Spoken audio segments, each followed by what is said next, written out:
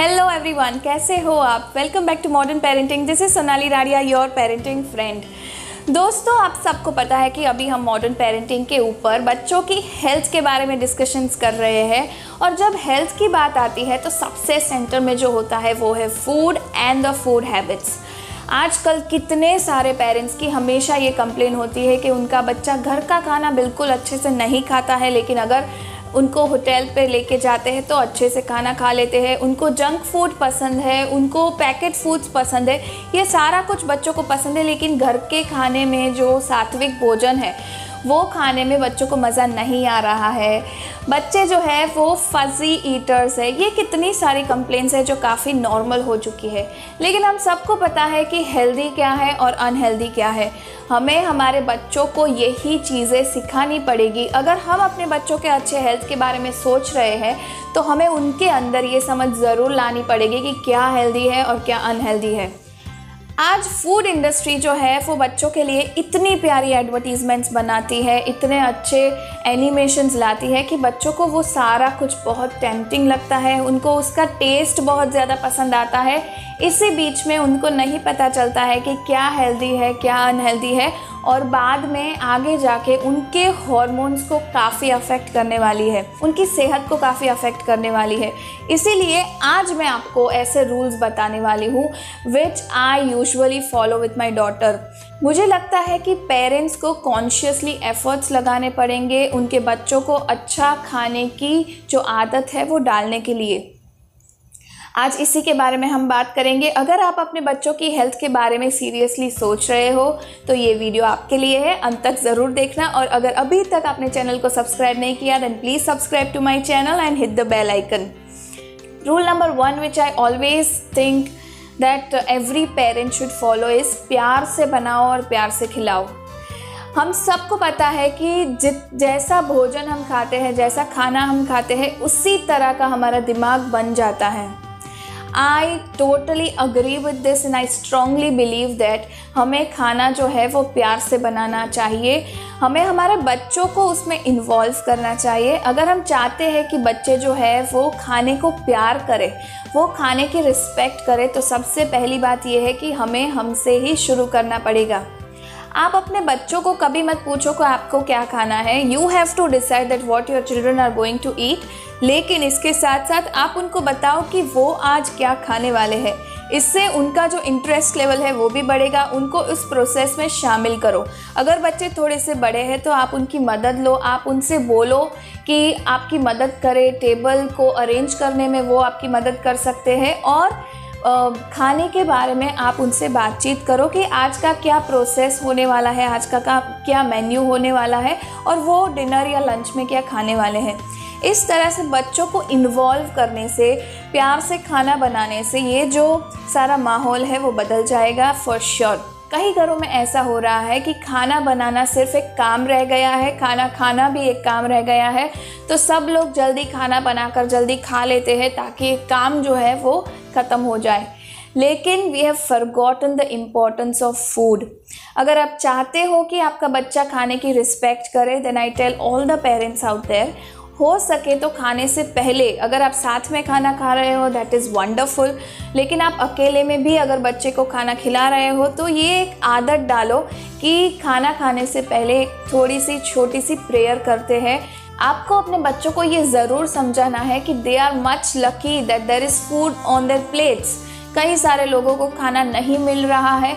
इस तरह से अगर आप प्रेयर से शुरुआत करोगे उनके खाने की तो एक जो माहौल है वो पॉजिटिव ज़रूर हो जाएगा। और उसके बाद आप अपने बच्चों के साथ बात करते करते, उनको स्टोरीज़ करते करते, उनके साथ उनके दिन भर की बातें करते करते आप उनको खाना खिलाओ। दूसरा जो रूल है that I usually feel is make the atmosphere clean and serine. आप जब भी रेस्टोरेंट्स या होटल में जाते हो खाने के लिए तब आपने ज़रूर ये नोटिस किया होगा कि वहाँ का टेबल जो है वो कैसे परफेक्टली अरेंज किया हुआ है, वहाँ का जो एम्बियंस है वो कितना प्यारा है, वहाँ पे स्लो म्यूज़िक है, लाइट्स बहुत प्रॉपर है। ये सारा कुछ आपने नोटिस किया होगा। और जो फूड का प्रेजेंटेशन है, जो खाने का प्रेजेंटेशन है वो कितना प्यारा होता है जब हम रेस्टोरेंट्स में जाते हैं। यही चीज़ आप अपने बच्चों के लिए अप्लाई करो।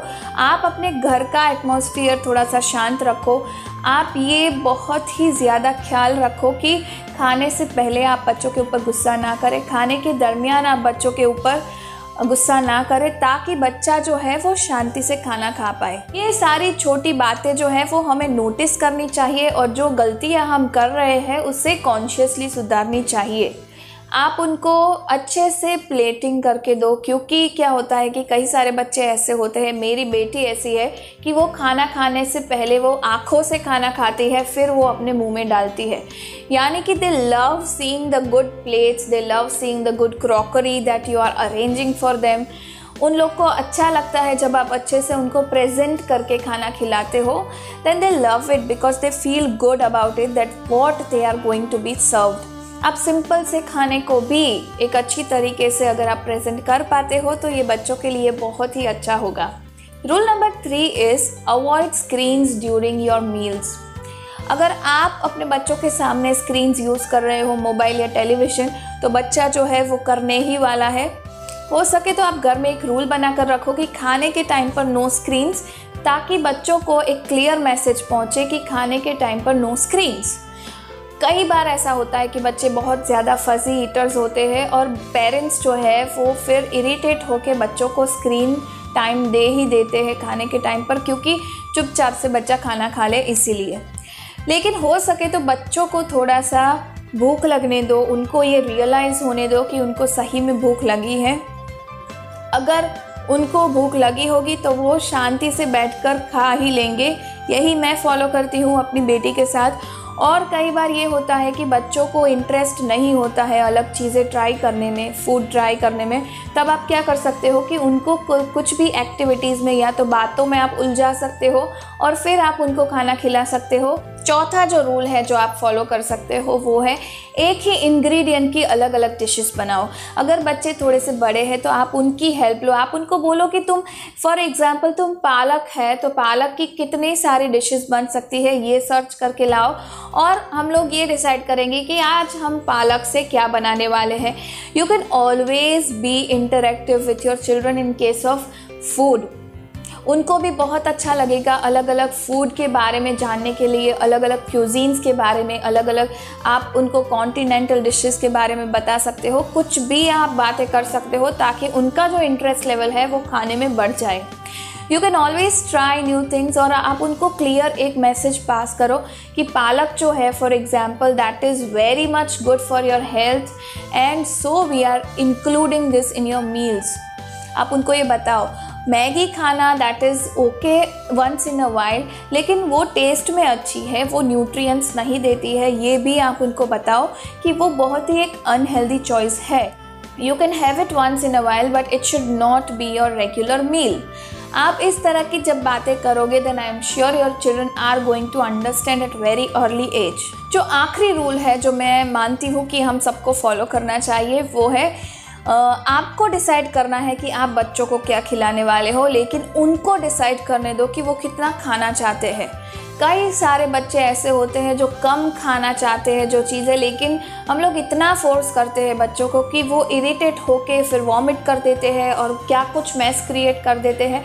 इससे अच्छा ये है कि आप उनको परोसो आप क्या खाना खिलाना चाहते हो बच्चों को, लेकिन let them decide the quantity. This is very important to follow because क्या होता है कि अगर आप फोर्सफुली बच्चों को खिलाओगे तो उनका जो इंटरेस्ट है वो खाना देखकर ही भाग जाएगा।